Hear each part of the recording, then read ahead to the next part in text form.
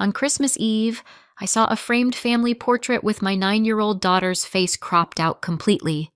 No one mentioned it. My daughter swallowed and went quiet. The next day, I handed my parents an envelope. They opened it and started screaming. I'm not someone who looks for offense in every corner. I'm a single mom, not a full-time detective. I don't have the energy to build conspiracy boards out of string and thumbtacks. Most days, I'm just trying to keep my kid fed, mostly clean and emotionally intact. So when I walked into my parents' living room on Christmas Eve and saw that frame above the fireplace, my first thought wasn't, they did this on purpose. My first thought was, because I'd seen that picture before. It was the grandparents with all the grandchildren shot, the one my mom loved because everyone was lined up and smiling and no one was blinking, which in our family counts as a minor miracle. It used to sit in a smaller frame on the side table by the lamp.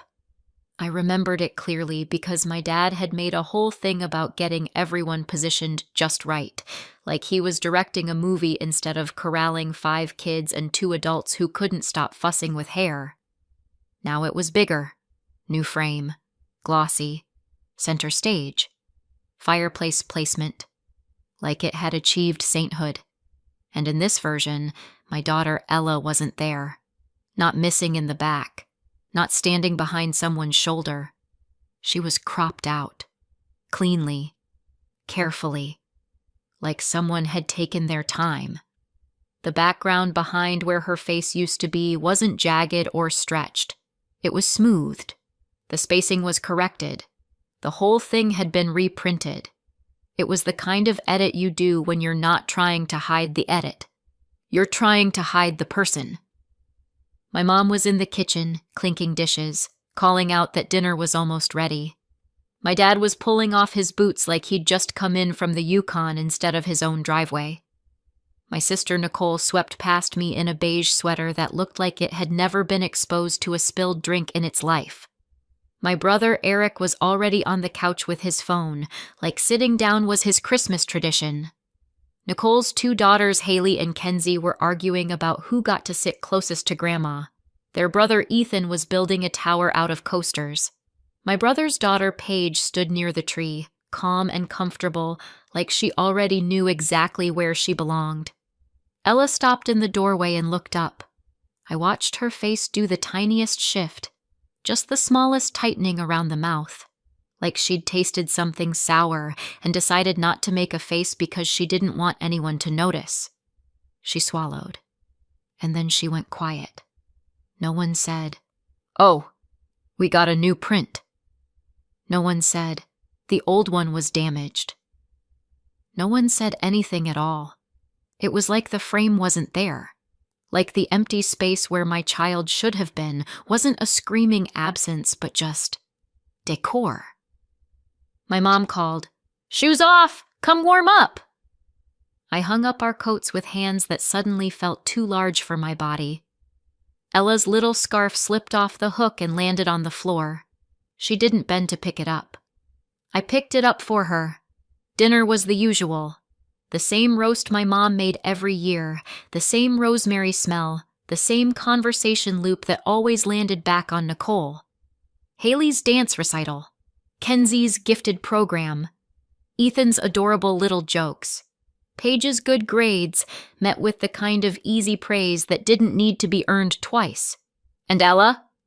Ella sat there with her fork in her hand, waiting for a moment to speak. She tried once, just once. She started to say something about a book she'd been reading. She'd been obsessed lately with those mysteries where kids solve things adults can't.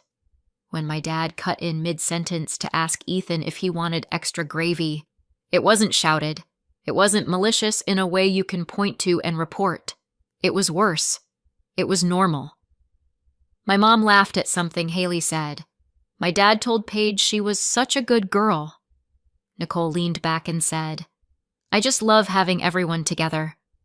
Eric said, "Yeah, family." Ella lowered her fork. After dinner, gifts came out. My mom made a show of it, handing out packages like she was hosting a charity gala. Nicole's kids opened things that were so specific it was almost impressive. Haley got the exact brand name dance bag she'd been talking about for weeks. Kenzie got a set of art markers that looked like they belonged in a museum gift shop. Ethan got a remote control car that was already halfway unboxed before anyone could finish saying, "Wow." Paige got a necklace with a little P charm. My mom teared up like she'd just cured a disease. Then my mom handed Ella a bag. It was the kind of bag you get at a drugstore. Shiny. Generic. Printed with snowflakes that didn't quite match because the bag had clearly been made in July. Inside was a craft kit. Unicorn-themed. Glitter glue. Sticker gems. A sparkle diary. Ella is not a sparkle diary kid. Ella likes chapter books and puzzles and looking up random facts about space because apparently my child was born 70 years old and curious. She stared at the bag for half a second, just long enough for me to feel my throat tighten. Then she smiled. The kind of smile kids do when they know the rules. "Thank you," she said softly. My mom beamed like she'd nailed it. I watched Ella fold tissue paper back into the bag like she was trying to undo taking up space. Later, after the house settled and everyone had migrated into that sugar coma haze, my mom offered us the guest room. Not your old room. Not you can sleep where you used to. The guest room. Beige sheets, floral curtains, a lamp that buzzed if you breathed near it. Ella climbed into bed without a word. I sat on the edge and brushed her hair the way I always do when I don't know what else to do. "Do you want to talk?" I asked, keeping my voice light. She shrugged. "It's okay." It wasn't. But she wasn't 9 because she wanted to be. She was 9 because that's how time works, and 9-year-olds learn fast what adults won't say out loud. I kissed her forehead and waited until her breathing shifted into sleep. Then I reached into my bag. The envelope was there, exactly where it had been all night. Thick. Clean. Like something official even before you open it. I turned it over in my hands once, twice. I didn't open it. I didn't reread anything. I didn't rehearse a speech. I just sat there, listening to the house creak and settle, and felt something in me settle too. In the morning, I would hand my parents that envelope, and they would scream. When people ask what it's like growing up in a family like mine, I always want to say, fine. Because that's what you learn to say. You learn to smooth it over. You learn to laugh. You learn to shrug. You learn to be the person who doesn't make it weird. Nicole was always the celebration. She could breathe in a room and my mom would notice. She could get a B+ and my dad would say, "That's my girl," like she'd just won a Nobel Prize. I remember one Christmas when Nicole unwrapped a sweater and cried, actually cried, because it was the exact shade of pink she liked. My mom hugged her, my dad clapped, and everyone acted like the world had just become a better place because Nicole had received knitwear. I had gotten a scholarship letter that week. Not a small one. The kind of thing teachers pull you aside about. When I mentioned it at dinner, my dad nodded and said, "That's good." Then he turned to Nicole and asked if she wanted more mashed potatoes. I stared at my plate and felt that familiar sensation, like I'd stepped out of frame and no one had noticed. When I looked up, my mom gave me that look and said, "Don't make it weird." It became the family anthem. Don't make it weird when Nicole gets the new car. Don't make it weird when Eric gets praised for mowing the lawn once. Don't make it weird when you're the one people call when they need help. I became a single mom the way some people become a cautionary tale. Not because I'd done something wild and dramatic, but because life doesn't always follow the timeline your parents pick out for you. Ella's dad was there at first, and then he wasn't. We tried. We failed. It wasn't a soap opera. It was just done. My mom never said, "We're ashamed." My dad never said, "We don't accept her." They didn't have to. They said things like, "Well, this isn't how we pictured it." They said, You made things complicated, when what they meant was, you didn't give us a story we can brag about. So I worked. I worked nights because days were school pickups and homework and cleaning sticky fingerprints off everything I owned. I worked at the kitchen table with a laptop glowing in the dark while Ella slept in the next room, and I told myself the same thing over and over. No one is coming.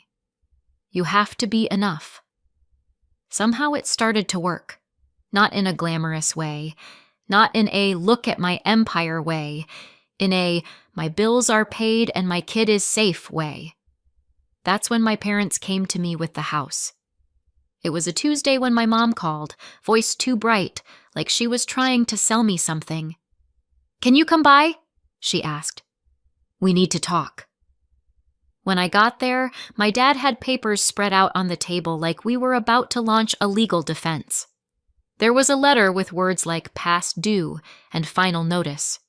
They had a deadline. They had no good options. And suddenly, I was the solution. "We just need a temporary fix," my mom said quickly. "We'll get caught up." My dad added, "It's paperwork, that's all.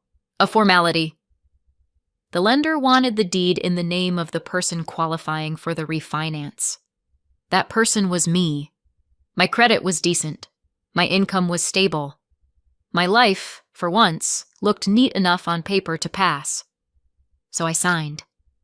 I sat at that same kitchen table where my scholarship letter had been ignored, and I signed documents that put my parents' house in my name. I kept copies, because I'm Megan, and I'm not reckless. I'm the kind of person who saves receipts. My mom hugged me after, eyes damp, voice soft. "Thank you," she said. "We'll take it from here. Next month." Next month became the running joke that stopped being funny. The first time I covered a payment, it was because my dad had a delay at work. The second time, my mom said, the car needed repairs. The third time, it was something else. Every time I asked when they'd start paying, I got the same answer dressed up in a new outfit. Soon, next month. After the holidays, once things settle. Years passed without anyone saying out loud what was happening. They didn't want to lose the house, and they didn't want to change their lives, and I didn't want to be the reason the family home fell apart. So I paid. And I told myself it was still temporary, and I kept waiting for the moment they'd recognize what I was doing. Waiting is a strange hobby, but it's one I got very good at. Standing under that portrait on Christmas Eve, watching Ella go quiet, I realized something with a clarity so sharp it almost hurt. I had been propping up this house for years, and inside it, my daughter had been edited out like she was a mistake someone was trying to erase. Christmas morning smelled like cinnamon and denial. My mom had the coffee going. My dad was in a good mood, the kind of good mood he gets when everything is going the way he likes it. Nicole had her phone out, angling for pictures that looked spontaneous but definitely weren't. Eric was wearing the same hoodie he always wears, like effort was optional. The portrait stayed above the fireplace. Still unmentioned. Still pretending. Ella sat cross-legged near the tree, hands folded in her lap, watching the other kids tear through wrapping paper. She smiled when Haley squealed. She clapped when Ethan made his car do a ridiculous little spin. She didn't look up. I didn't tell her to. I didn't nudge her into being cheerful for other people's comfort. When there was a natural pause, when my mom was refilling mugs and my dad was making a joke about how he should have bought stock in batteries, I reached into my bag. The envelope felt heavier than paper should. I handed it to my parents like I was passing a plate. My mom looked down at it, frowning like it might be a bill. "What's this?" "It's from me," I said. My dad smiled. "You didn't have to get us anything." I nodded. "I know." My mom's fingers slid under the flap. She didn't ask again. She didn't wait. She opened it like she had the right. The second her eyes hit the first page, the room changed. My dad leaned in. My mom's face tightened. Her mouth opened and closed once like she was trying to find the correct tone to use. Then my dad's voice rose. "What is this?" My mom's voice followed, higher, sharper. "Megan, no, no!" Nicole sat up straighter. "What's going on?" Eric frowned. "Megan, what did you do?" My dad slapped the papers down like they'd burned him. "This is our house," he snapped. My mom's hands were shaking now, not with sadness, with anger. "We asked you for a favor." My dad's voice cut through the room. "You can't do this. Not on Christmas." Nicole shook her head like I'd personally ruined her holiday photo set. "This is insane." Eric's voice went flat. "You always do this. You always have to make it weird." I looked at Ella. She was watching me, not with panic, with that careful stillness kids get when they're bracing. I kept my voice low, controlled. "I'm not doing this to you," I said, looking at my parents. "You've been doing this to me for years." My mom's eyes flashed. "After everything?" "After everything," I repeated softly. "Exactly." Nicole started talking over me, something about timing and how this was unhinged. Eric added that I was being dramatic, because of course he did. I didn't argue about the portrait. I didn't point at the fireplace like a courtroom lawyer. I said one thing, the only thing that mattered. "I'm done funding a house where my child is being erased." Then I stood, put my hand on Ella's shoulder, and helped her up.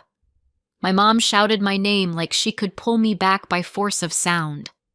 My dad yelled something about gratitude. Nicole called me cruel. Eric said, "If you walk out, don't bother coming back." Ella's hand found mine, small and warm and steady. We walked out anyway. The cold air outside felt clean. We got into the car. I started the engine. Ella stared out the window, silent. Halfway down the street, my phone buzzed. Then again. Then again. By the time we pulled into our apartment parking lot, there were missed calls, voicemails, texts. Then a message from a cousin I hadn't heard from in months. "Is it true you stole the house?" A second message popped up from my aunt. "Your mom says you tricked them into signing. Please tell me that's not true." And then the family group chat lit up like a Christmas tree. Nicole's name appeared. Eric's name appeared. Words started flying. Ella glanced at my phone when it buzzed again, and I watched her swallow. I turned the screen face down. "Hey," I said gently. "Let's go inside. Hot chocolate?" She nodded once. I told myself I could handle the noise. I just had to keep it from reaching her. It took a few days for the adrenaline to drain out of my bones. A few days of me ignoring voicemails, silencing the group chat, and answering Ella's questions in careful pieces. "Are Grandma and Grandpa mad?" "Yes," I said. "But grown-ups being mad doesn't mean you did anything wrong." "Did I do something wrong?" I swallowed that rage back down because it belonged to me, not her. "No," I said. "Not ever." On the fourth day, there was a knock at my door. Not the friendly neighbor knock, not the package delivery knock, the official kind. I opened it and saw a police officer standing in my hallway. My stomach dropped so fast it felt like my body forgot how gravity works. "Ma'am," he said, professional and neutral. "Are you Ms. Hensley?" He checked a small notepad. "Megan Hensley?" "Yes," I said, and my voice came out steadier than I felt. "We need to ask you a few questions." The hallway suddenly felt too small, too exposed. My apartment behind me looked like a child's home, which it was, and the idea of anything threatening crossing that threshold made my skin go cold. The officer glanced past me just slightly. "Is there anyone else in the home?" "My daughter," I said. "She's in her room." He nodded once. "Okay, we're following up on a complaint. Your parents contacted us." I blinked. About what? The officer looked down again. They're alleging fraud. They're claiming you tricked them into signing paperwork and that you took their house. For a second, I couldn't speak. Not because I didn't understand. Because I did. It was just unreal to hear it said out loud by someone wearing a badge. I didn't trick anyone, I said finally. He asked questions, practical ones. When did the title transfer happen? What was the arrangement? Did they understand? Were there messages? Was an attorney involved? I answered carefully, factually. I told him I had documents. I told him the house was in my name. I told him I could provide proof. He took notes. At the end, he said something that sounded reasonable and still landed like a weight. This may end up being a civil matter, he said, but we have to document the allegation. When he left, I shut the door and leaned my forehead against it for a second, breathing like I'd just run a mile. Then I stood up straight before Ella could see me shaking.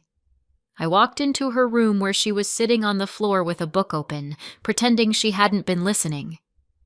Hey, I said softly. You okay? She nodded too fast. Was that about us? It's grown-up paperwork, I said, keeping my voice calm. You're safe. She stared at the page without reading it. I made hot chocolate and put on a movie and sat beside her on the couch like my body wasn't still humming with anger. A week later, the letter came. Heavy paper. Expensive letterhead. Kessler Law Group. I didn't know Mr. Kessler, but I could feel his personality through the envelope. Crisp. Confident. Designed to intimidate. The letter accused me of deception, of undue influence, of taking advantage of trust and age.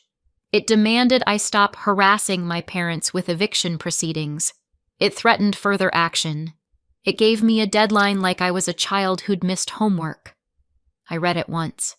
Then again, slower, because fear makes you reread things like the words might change. Then I did what I should have done years ago. I stopped handling my family like it was a personal project I could fix if I just tried harder. I called Ms. Harper, the lawyer I'd been trying not to need. Ms. Harper's office was quiet, in a way my parents' house never was. No performative cheer, no hovering, just a woman with calm eyes who listened without flinching when I said, "My parents called the police." She didn't gasp. She didn't judge. She didn't say, "But they're your parents." She asked, "Do you have documents?" I slid a folder across her desk. I had texts, emails, the ones my mom and dad had sent when they were panicking and needed my signature. "We need you to do this in your name for the refinance. It's just a formality. We'll handle the payments next month." I had the closing documents, the copies I'd kept because I keep copies, and I had the payment trail. Years of it. The temporary help that had quietly turned into my money, month after month, keeping their roof overhead. Ms. Harper flipped through everything with a kind of calm that felt like oxygen. "They're claiming I tricked them," I said, and my voice cracked on the last word, because it was still my parents, and it was still a betrayal even if it wasn't surprising. Ms. Harper looked up. "We can respond to that." "Do we go to court?" I asked. "Not necessarily," she said. "A lot of people stop pushing once they realize what's going to come out." She sent a response to Mr. Kessler. She didn't write a speech. She wrote a fact pattern, and then something shifted. Not immediately, not cleanly, but I felt it. Mr. Kessler's tone softened. Deadlines became requests. Threats became inquiries. Silence stretched longer between messages. It was like watching someone realize the story they were selling wasn't going to hold. The legal pressure started to back off. The social pressure, though, that got worse. Because when people can't win with paperwork, they try to win with shame. The family group chat turned into a trial. Nicole posted that I was suing our parents, which I wasn't, but accuracy has never been her hobby. Eric chimed in with something about how Dad did everything for us, which was hilarious because Dad couldn't even remember my scholarship. Relatives piled on with opinions and Bible verses and the kind of moral outrage people love when it doesn't cost them anything. And Ella was watching me. Maybe not every word, but enough. Enough to see my jaw clench when my phone buzzed. Enough to hear my tone go tight when I said, "It's fine." And it wasn't. So I stopped. I didn't argue point by point. I didn't explain my childhood. I didn't beg for fairness. I waited until the chat hit peak volume, and then I posted something short. 2 screenshots of my mom's messages calling it a formality. 1 screenshot of my dad asking if I could cover this month and promising next month for sure. And 1 clean proof of the payment history. Not a story, not a rant, just years stacked in a line. Then I set my phone down and made dinner for my child. When I picked it up an hour later, the chat was quiet. Not quiet because they understood. Quiet because there was nothing left to say without looking like a liar. A few private messages had come in. "I'm sorry. I didn't know. I can't believe they did that." I didn't respond to most of them. Not because I was angry, because I was tired. And because Ella was sitting at the table next to me, coloring, humming softly under her breath for the first time in days. That mattered more than winning anyone's approval. Time does what it always does. It moves forward whether people behave or not. My parents moved out. I didn't hear it from them. Of course I didn't. I heard it from my aunt, who called like she was delivering weather. "They're in a little place now," she said carefully.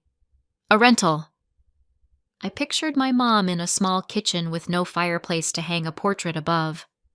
I pictured my dad in a living room with thin walls and neighbors who didn't care about his opinions. I didn't feel triumph. I felt quiet. Nicole called me 2 weeks after that. Her voice was softer than usual, which on Nicole is a full personality shift. "We should talk," she said. Eric texted. Something vague about moving forward. I could hear the subtext without effort. Now that my parents' story had collapsed in front of everyone, being on their side wasn't socially convenient anymore. Now reconciliation was a brand refresh. I didn't yell. I didn't write an essay. I said, "No, thank you," and I meant it. Then Ella and I moved into the house. I carried in the first box, set it down, and did the thing you do in a new place. Looked around. The portrait was still above the fireplace, still glossy, still wrong. I stood there for a second, Ella beside me, and I felt something in my chest loosen. Not rage, not grief, just release. I took it down. No ceremony, no dramatic music. Just hands on a frame, lifting it off the wall, setting it face down on the floor. Ella watched quietly. "What are you going to do with it?" she asked. "I'm going to get rid of it," I said. She nodded like that made sense, like a child understands more than adults give them credit for. We painted the living room a warm color that didn't feel like my mom's taste. We cleared out furniture that had held too many holidays that didn't belong to me. We opened windows and let the air change. Ella picked her room. She ran from one bedroom to the other like she was finally allowed to choose something. She laughed, loud, unself-conscious. I hung a new photo above the fireplace. Just me and Ella, standing in front of the house with paint samples in our hands, both of us smiling like we hadn't had to fight for our own existence. No one edited. No one cropped. No one erased. And in the quiet that followed, real quiet, the kind that doesn't have a threat underneath it, I realized what I'd actually done. I hadn't just taken back a house. I'd ended a pattern. Ella didn't have to learn how to swallow her feelings to keep the peace, because I finally stopped asking her to live inside a family that required her to disappear, and that, more than the deed, More than the renovations, more than the silence in the group chat, was the only thing that ever mattered. So tell me, did I go too far or not far enough? Let me know in the comments and subscribe for more.